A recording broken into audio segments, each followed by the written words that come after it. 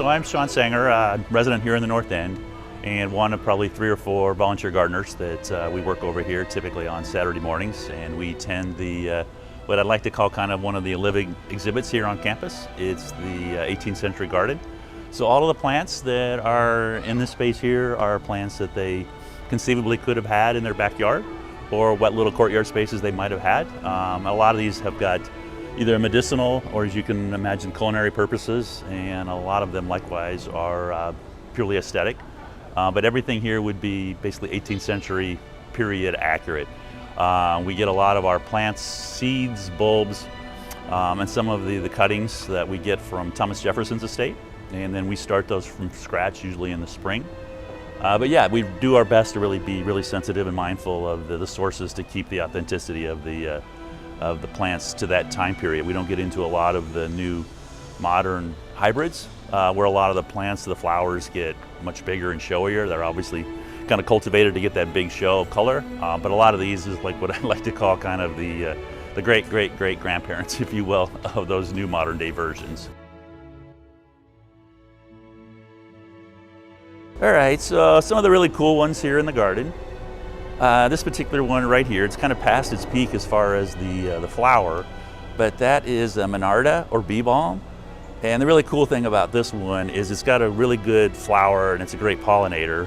But this plant right here, particularly the leaves, when the colonial time was going to have gone through where they didn't have access to tea, they would have used the leaves here, and they would have called it Oswego tea. And the Native Americans used it and drank it all the time.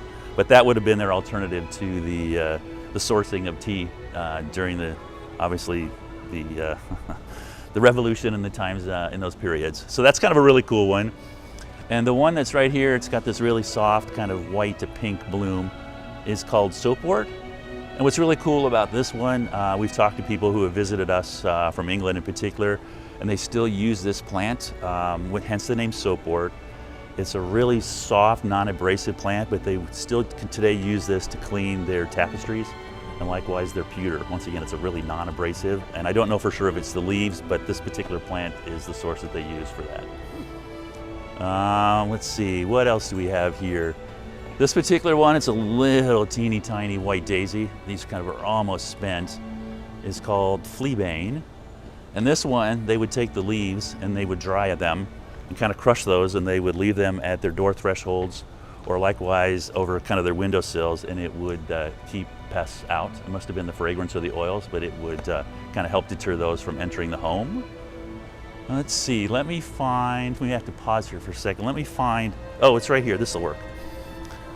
This little guy right here is feverfew, and they would have used this plant much like we use aspirin today for headaches, aches, and pains.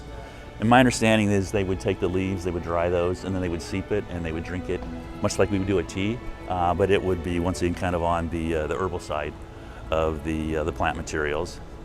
And then the big leafy one back here is called black cohosh.